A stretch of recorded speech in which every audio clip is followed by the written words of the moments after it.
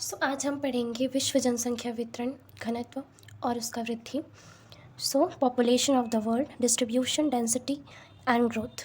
सबसे पहले इसका इंट्रोडक्शन हम यहाँ से देख लेते हैं, उसके बाद ही हम नोट से पढ़ेंगे जो कि सारा स्मॉल होगा और की पॉइंट्स ही पढ़ेंगे। पूरा चैप्टर हमें रीड करने की ज़रूरत नहीं पड़ेगी, थोड़ा ड्राइंग्स हम बुक में देखने ज़रूर आएंगे।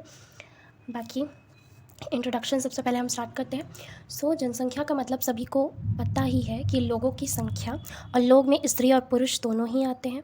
तो स्त्री और पुरुष दोनों की जो संख्या है, गिनती है, उसी को हम जनसंख्या बोलेंगे। और जिसमें विश्व की बात हो रही है, पूरे वर्ल्ड में जितना भी डिस्ट्रीब्यूशन, कैसे वितरण हुआ है और क्या वितरण हुआ है, कहाँ ज़्यादा है कहाँ कम है जनसंख्या वृद्धि क्या है, इसका इम्पैक्ट क्या है, इसका उपाय क्या है, इसको नियंत्रण करने का क्या उपाय है, इसको वृद्धि करने का क्या उपाय है, और फिर इसके लाभ हानि जो भी।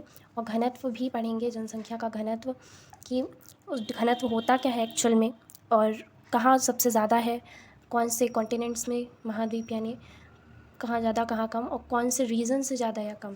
तो ये सारा हम डिस्कस करेंगे इस चैप्टर के अंदर। Let's start. में मृत्यु व्यक्तियों की संख्या है, मृत व्यक्ति की संख्या है, उसको हम लोग बोलेंगे मृत्यु दर। ठीक है। ये भी उसका घटक है, तत्व है। माइग्रेशन यानी प्रवास, और प्रवास से बहुत सारे क्वेश्चंस बनते हैं। तो सबसे पहले प्रवास तो पता ही होगा, प्रवास वही है जो एक स्थान से दूसरे स्थान पे कोई भी व्यक्ति जाए, जैसे कोई भी कोरबा से बिलासपुर चला जाए, वो होगा माइग्रेशन, प्रवास। माइग्रेशन मैंने जानबूझ के इसलिए लिखा क्योंकि प्रवास हिंदी का आपको पता है, तो आपको इंग्लिश थोड़ा सा पता होना चाहिए। माइग्रेशन जो है उसका हम लोग उत्प्रवास और अप्रवास ये जान लेते हैं। ठीक है। जनसंख्या वृद्धि के रीजंस कौन कौन से हैं कि ऐसा क्यों हो रहा है कि जनसंख्या बढ़ रहा है।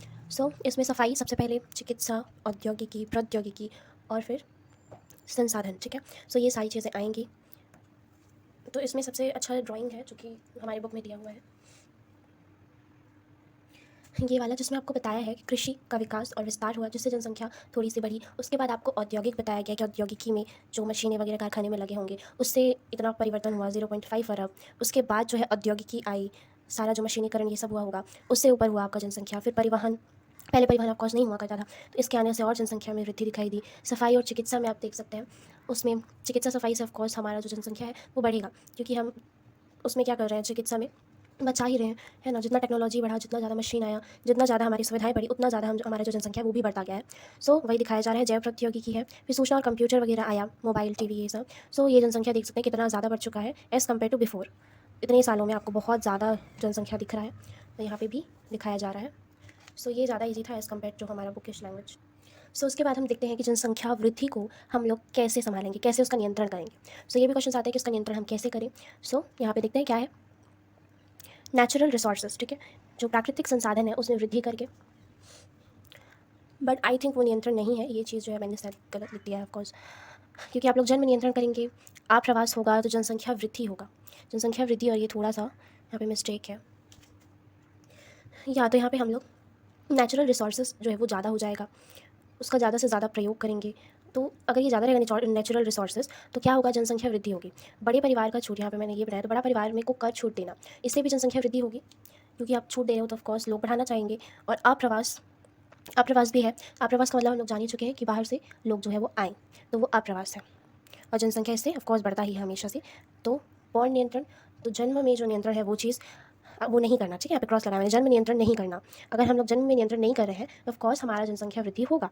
और प्रजनन से ही हमारा जनसंख्या वृद्धि होता है ना। साक्षरता, हमारा जो शिक्षा वगैरह है, इससे भी जनसंख्या वृद्धि।